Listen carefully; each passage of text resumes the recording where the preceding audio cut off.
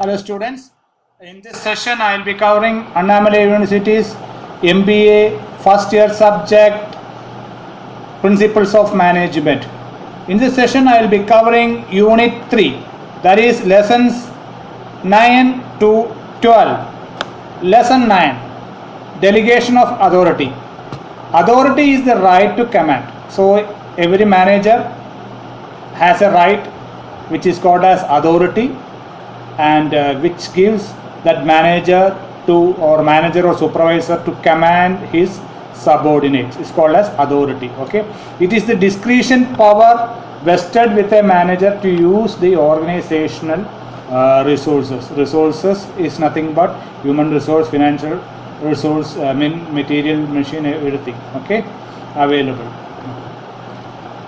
Now, there are various theories of authority. One is classical theory. According to this theory of authority, managers derive their authority from the right of private property, which is guaranteed by the constitution and the concerned laws of the country. Then, acceptance theory of authority. The acceptance theory of authority was popularized by management thinker Chester I. Bernard. According to this theory, authority stems from accepting an order that a subordinate can always reject a directive. It is only by accepting another order that a subordinate affirms the right of a manager to issue the orders or commands. That means the subordinate has to say that he is ready to obey the orders of the or directive of the manager, of his manager. Okay, so authority gives some amount of power to the manager. Okay, the terms authority and power are often confused. Authority, as described above, is the right to command or issues order. Power, on the other hand, is the capacity to influence others. Okay, influence others here, the subordinates. Okay. Okay, delegation of authority. What do you mean by delegation? Delegation is the process by which authority passes from one organization level to another. But for delegation of authority, organization would remain forever small. Delegation is the only solution to cope with the increasing workload of managers as the organization grows. Because of the constraints of time and ability, a manager cannot perform all the tasks by himself. So he will hand over some amount of work to his subordinates to get it done. So that is called as, so delegating some amount of work which the manager has to do by himself to his subordinates is known as delegation of authority. Okay, there are various steps for delegating authority to a subordinate. Entrustment of duties or assigned responsibilities to the subordinates.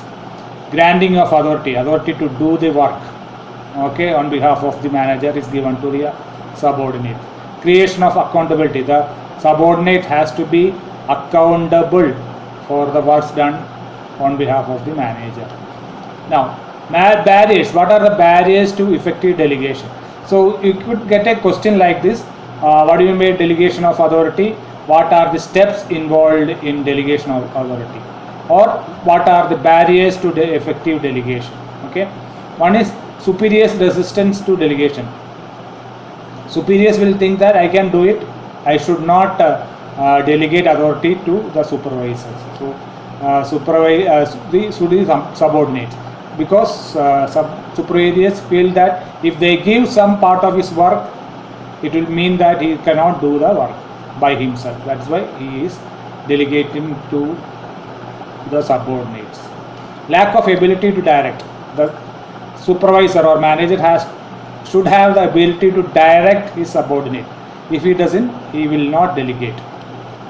Lack of confidence in subordinates. So the manager should feel that his subordinates will be able to complete the work effectively. So that confidence should be there in the subordinate by the manager. Unless otherwise there is no confidence in the subordinate, the manager will be reluctant, okay, will not pass on the delegation of work to his subordinate. Aversion to risk. Risk taking, giving work to the subordinate is some sort of risk taking. So that manager has to make sure that his subordinates will work. Absence of selective controls. When manager allocates work to subordinates, he does not have any control on the work. So that absence of work control makes the manager not to give the work to the subordinate. Okay. So overcoming barriers means communication. Proper communication should be between the manager and supervisor, manager and subordinate.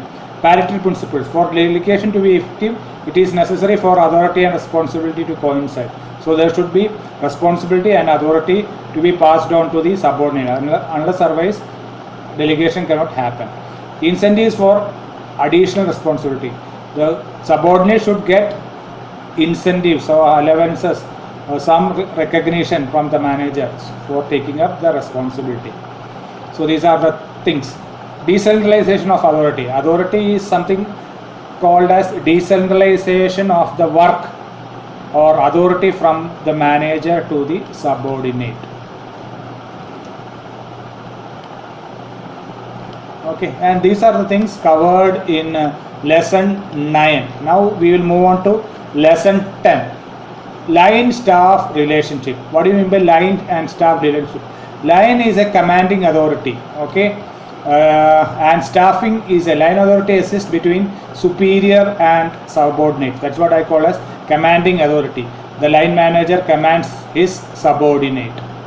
Okay. Staff authority is nothing but from peer to peer, the relation between staff manager and the line manager.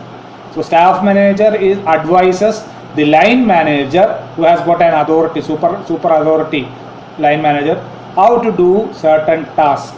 Okay. Related to day-to-day matters. So staff manager advises the line managers to carry out some work.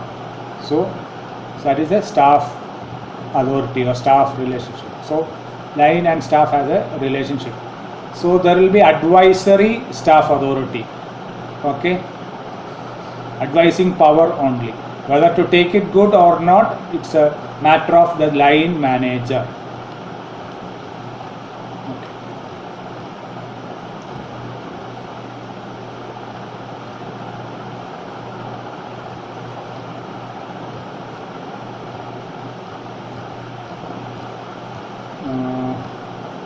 These are the major things covered in lesson 10. Now we will move on to lesson 11, components of authority and management of change. Okay. What are the components of authority? Charismatic authority. It all involves a type of organization or a type of leadership in which the authority derives from the charismatic style of the leader. The leader is charismatic, very powerful, very good personality. This stands in contrast to two other types of authority, legal authority and traditional authority. Okay. Charismatic authority as resting on devotion to the exceptional sanctity, heroism or exemplary character of an individual person and of the normative patterns or order revealed or ordained by him.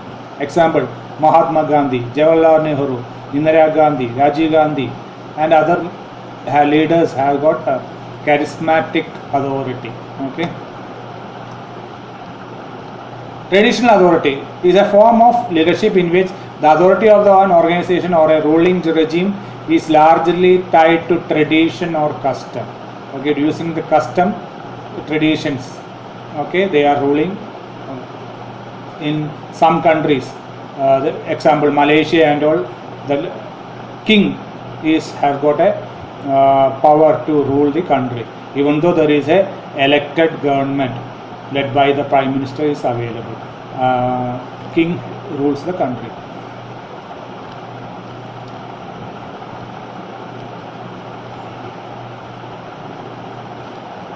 Okay.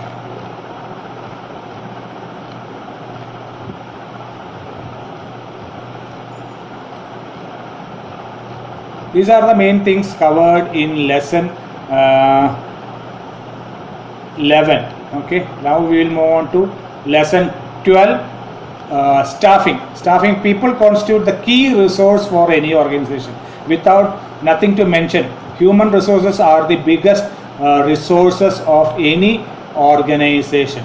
Without people, there is no organization. Okay, without human resource, there is no organization. At least as of now, as of today.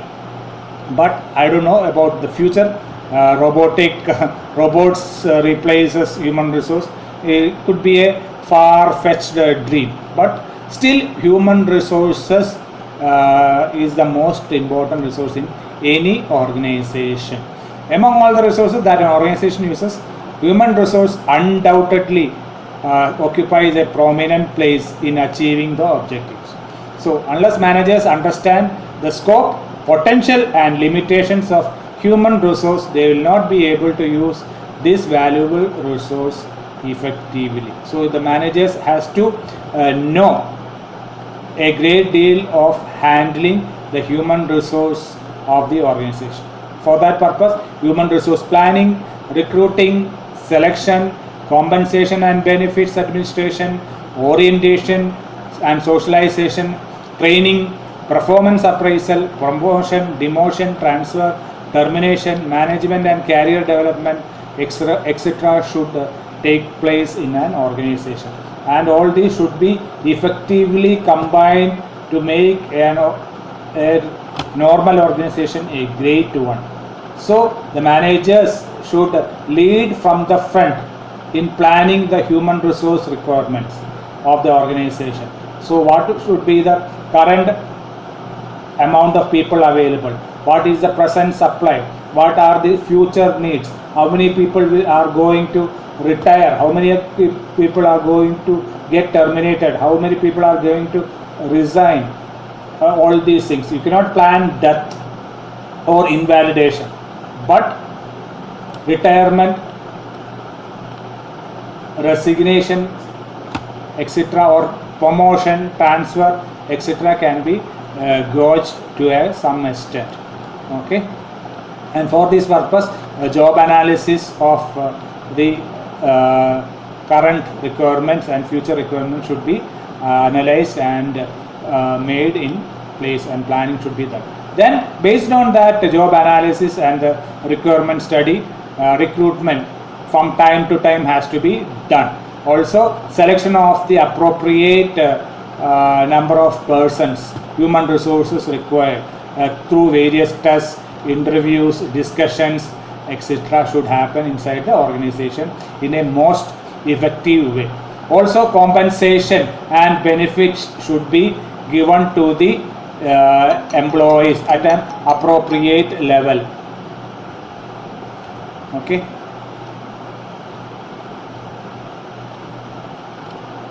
Also human resource should be developed from time to time by giving various training and other things. Orientation should be given so that the recruits should have a first-hand understanding of what the organization is and what is the leadership will look like. Also training from time to time should be imparted to employees to upgrade the skills. Okay, and when time happens, a performance appraisal of the employees or the workers of the organization should happen, so that employees should have some idea about how the organization should feel about the work done by the employees from time to time. And compensation in the form of promotion or demotion or increments, salary improvements, etc. should be done from time to time. Promotion, transfer, increment, etc. are motivational areas, whereas demotion is a demotivating area from the part of the employees. So the management or the organization should be very careful in promoting or transferring or giving increments, but also in case of demoting an employee. Also, this is something regard to career management of the employees. It can increase the productivity of an employee or as well as decrease the productivity of the employee. Okay, these are the things covered in unit 3 from lesson 9 to lesson 12. We can get a number of questions like delegation of authority, line staff relationship, chain of command,